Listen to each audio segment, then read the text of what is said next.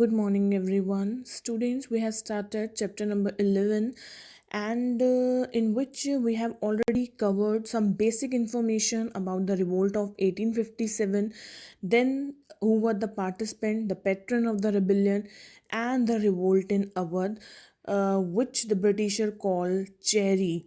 And student, now we will discuss another topic, what the rebels wanted. And student, what the rebels wanted, it means first of all we have to know who were rebels. And as I told you, the rebels include sipahis in the beginning, and sipahis that time they were demanding for high pay, and then after this the small peasants, farmers, talukdars, they also joined the revolt.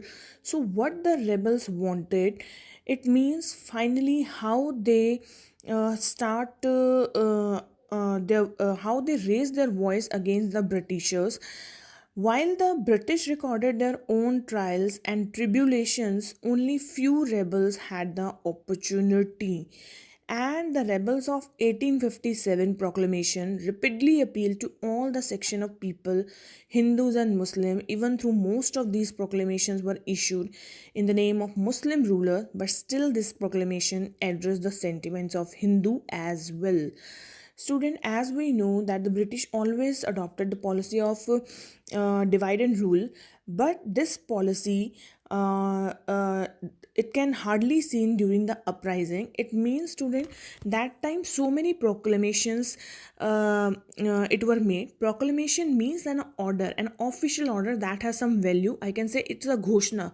और बच्चे उस time पे 1857 के revolt के time पे जो rebels थे बहुत सारी घोषणाएं कर रहे थे, and even through most of these proclamation were issued in the name of Muslim rulers.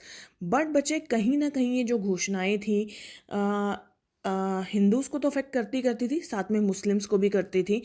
And the proclamation completely rejected everything associated with the British rule. जैसे गांधी जी ने एनसीएम चलाया था ना कि हम बाइकाट करेंगे ब्रिटिश रूलर्स को, सिमिलरली ये जो घोषणाएं थी, प्रोक्लेमेशन थी, ये किससे रिलेटेड थी? That we will reject everything associated with the British rule. हम जो है ब्रिटिश रूल को अपोज करेंगे, रिजेक्ट करेंगे. They condemned the British for the annexation. They had broken the trust of kings and Nawab, and the rebels felt finally that the Britishers couldn't be trusted. अब बच्चे उन्हें समझ आ गया था कि ब्रिटिशर्स पे हम और ज़्यादा विश्वास नहीं कर सकते, एंड कहीं ना कहीं वो डिससेटिस्फाई होने लगे ब्रिटिशर्स से. और उस टाइम पे बच्चे जो रेबल्स थे उन्होंने ब्रिटिशर्स को टोटली बायकॉट किया था, क्योंकि subsidiary alliance they have already established in Awadh and in most part of the India. So उन्हें था कि अब हमें क्या देनी है, एक वार्निंग, एक पनिशमेंट देनी है ब्रिटिशर्स को इन एनेक्सेशन के लिए. देयर वॉज अ डिससेटिस्फेक्शन और discontentment among the people. The land revenue settlement had dispossess land holders, and the low trade had given artisans, weavers to ruins. Rebel wanted to restore their ancient world. बच्चे as I told you कि ये rebels के reason क्या थे, sorry revolt के. बच्चे revolt का सबसे बड़ा रीज़न तो यही था, permanent revenue settlement which exploited the peasant, farmer, taluqdar, tax collector, हर एक को जो है एक्सप्लॉयट कर रहा था. तो सबसे मेन डिससेटिस्फेक्शन का रीज़न यही था. और उस टाइम पे रेबल्स ने फाइनली डिसाइड किया कि जितना भी लैंड जो है इन्होंने हमसे कन्फेस्टिकेट कर लिया, हम उसको सबसे पहले क्या करेंगे, दोबारा से जो है लेंगे. एंड बच्चे मैंने आपको बताया था, जैसे अवध का एग्जांपल बताया था कि अवध का जब इन्होंने बिल्कुल जो है कोर्ट को ख़त्म कर दिया था अवध की, वाजिद अली शाह की, तो बहुत सारे आर्टिसंस, डांसर जो है अनएम्प्लॉयड हो गए थे. तो उस को भी रेबल्स ने कहा that restore their ancient word. Ancient word मतलब ये जो पुराना कल्चर ख़त्म होता जा रहा है और ये जो इनकी लाइवलीहुड ख़त्म होती जा रही है, उसको भी हम क्या करेंगे, रीस्टोर, अब मेंटेन करेंगे. अब हम और ब्रिटिशर्स को बर्दाश्त नहीं करेंगे. With the collapse of British rule, rebel try to establish the authority and administration in many places like Delhi, Lucknow, Kanpur. और बच्चे फिर ये स्टार्ट हुआ कि उन्होंने अपनी अथॉरिटी, अपना एडमिनिस्ट्रेशन सबसे पहले कहाँ से, मेन सेंटर से स्टार्ट किया, दिल्ली से. लखनऊ से, कानपुर से, and student the orders were given with the help of old court culture. Appointments were made at the different post. उस टाइम पे फिर बच्चे बहुत सारी अपॉइंटमेंट्स होने लगी डिफरेंट डिफरेंट पोस्ट पे. लैंड रेवेन्यू कलेक्ट किया जाने लगा. The payment of army was completed and orders were given to stop the loot and plunder. The plans were made to carry the battle against the Britisher. Rebels took motivation and help from the Mughal rulers of 18th century. अब बचे क्योंकि rebels ने finally decide कर दिया था कि वो Britishers के अगेंस्ट जाएंगे, तो अब उन्होंने बहुत सारे प्लान्स बनाना शुरू किए कि हमें कैसे ये जो बैटल है ये आगे लेकर जानी है. और इसके लिए हमें पता है कि जो मेन मुग़ल रूलर थे बहादुर शाह जफ़र, उन्होंने तो सपोर्ट किया ही था. British were finding it difficult to putting down the rebellion. That is why they finally put the whole of the North India under martial law. बच्चे मार्शल लॉ क्या था? जैसे ब्रिटिशर्स को ये पता लगा ना कि अब तो सिचुएशन अनकंट्रोलेबल हो गई है, तो उन्होंने मार्शल लॉ पास कर दिया. मार्शल लॉ क्या था? हर ब्रिटिशर्स के पास एक अथॉरिटी आ गई थी कि किसी भी रेबल को वो किसी टाइम पे पनिश कर सकते थे. So the military officers, even the ordinary Britishers, were given the power to try and punish the Indians suspected of the rebellion. Rebels were sentenced to death by the Britishers, and the British government began to work at suppressing the revolt. अब बच्चे Britishers को लगा कि ये बहुत हो गया है ये रिवोल्ट, अब इसे सप्रेस करना पड़ेगा, अब इसे ख़त्म करना पड़ेगा. क्योंकि बच्चे जब ये 10th of May को स्टार्ट हुआ था, तो मई और जून में तो उन्होंने कुछ भी नहीं एक्शन लिया था ब्रिटिशर्स को. ब्रिटिशर्स ने इसे बहुत लाइटली लिया था.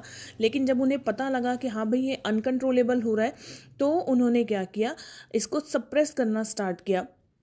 They understood the symbolic value of Delhi and attacked one side from Calcutta and the other side from Punjab to conquer Delhi. और बच्चे उस टाइम पे सारा जो डिस्प्यूट था या सारा जो मेन पावर था सेंटर वो दिल्ली था. तो उन्होंने दिल्ली को जो है कॉन्कर करने के लिए अटैक करना स्टार्ट किया. In the early June of 1857 the British attempted to recapture Delhi and were completed in September 1857. और अब बचे जो रेबल्स थे और ब्रिटिशर्स थे, उनके बीच में मेन वॉर चली दिल्ली को लेकर. दोनों ही इसको कॉन्कर करने की कोशिश कर रहे थे. बट फाइनली जून 1857 में British attempted to recapture Delhi and landlords and the peasants of UP, they collectively offered resistance to Britishers. The British tried to break up this unity and promised the landlord to give back their states. और बच्चे Britishers ने divide and rule की policy तो बहुत बार adopt की. तो UP में, उत्तर प्रदेश में इन्होंने क्या किया, जो पीजेंट्स थे या जो छोटे छोटे फार्मर्स थे, उनको अपने कॉन्फिडेंस में ले लिया कि हम जो है आपको अपनी लैंड जो है खुद वापस कर देंगे. तो उससे कहीं ना कहीं जो पीजेंट्स हैं वो ऑटोमेटिकली थोड़े से फिर से ब्रिटिशर्स पे क्या करने लगे, trust. Loyal landlords were rewarded and rest of the dispossessed. A large number of landlords either died while fighting with the British and ran away to Nepal when they died of where they died of the starvation or illness. और बच्चे जो agree नहीं कर रहे थे, जो उनको लग रहा था कि नहीं हम ब्रिटिशर्स पे ट्रस्ट नहीं कर सकते, बहुत ज़्यादा क्योंकि वायलेंस हुआ, तो कुछ यहाँ मरे और कुछ नेपाल चले गए, जहाँ भूख की वजह से या बीमारी की वजह से जो है वो मरने लगे. क्योंकि बच्चे they had completely lose their livelihood in India as well, और नेपाल में जाने के बाद भी उनको कोई काम कुछ नहीं मिल रहा था. तो इस वजह से जो है वो मरने लगे. And student, after this the images of the revolt, it means finally अब उस रिवोल्ट से निकल कर क्या आया, निकल कर मतलब जो इमेजेस हैं रिवोल्ट की, वो हम कैसे देखते हैं, किस पॉइंटों से देखते हैं रिवोल्ट को. We will discuss the same topic in the next video. I hope student this topic is clear to you and there is a small assignment for you as well. ये असाइनमेंट बच्चे आपको notebook में करना है, fair notebook में, specially assertion and reasoning. So I hope this topic is clear to you. Thank you, students.